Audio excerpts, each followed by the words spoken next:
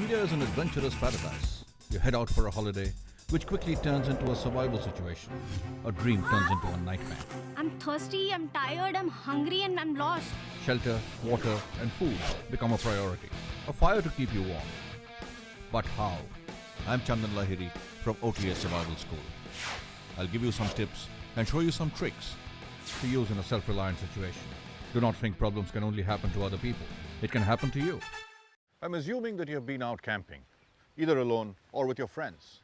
I'm also assuming that once you have set up camp, while your friends are resting, you decide to take a stroll out into the jungle. And in these situations, they were not carrying the one pack which could help them survive because they have been lost in the jungle. And that's a survival kit. And it is called a survival kit because it helps you survive.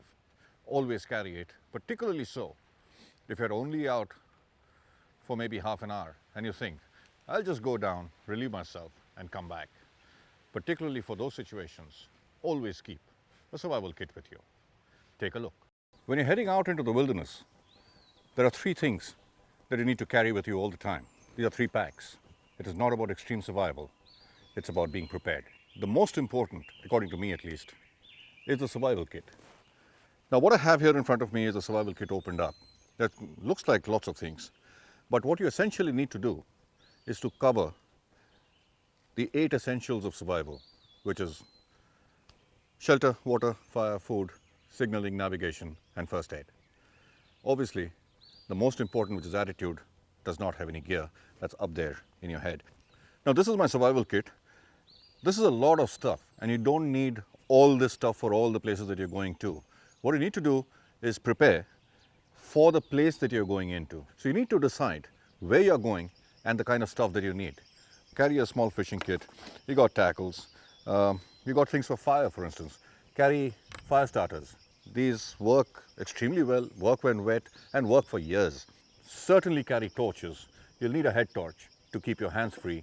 I have 2 or 3 torches, which I put some in my pack, some in my pocket, some in my whistle. I have 2 or 3 whistles, and these are multi-purpose whistles. Now, if I look at this whistle, for instance, it's got a compass. It's got a compass this side.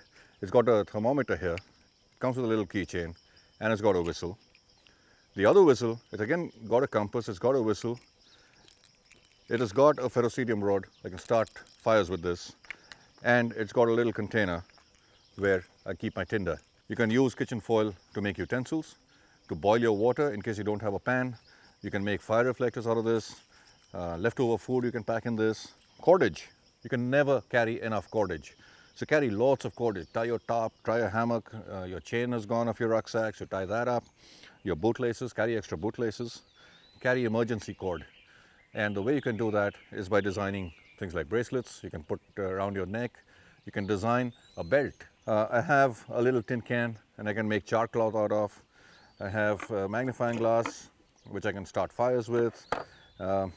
Miscellaneous items, I got scissors, I got some tape, needles, blades, safety pins. I can turn safety pins into fish hooks. Water purifying tablets. I got a SteriPen. I got a dry bag. I can store stuff in it. I can store water in it to carry it. What else? There's lots of stuff in here. I've got a deo spray. Why would one need a deo spray in the wilderness?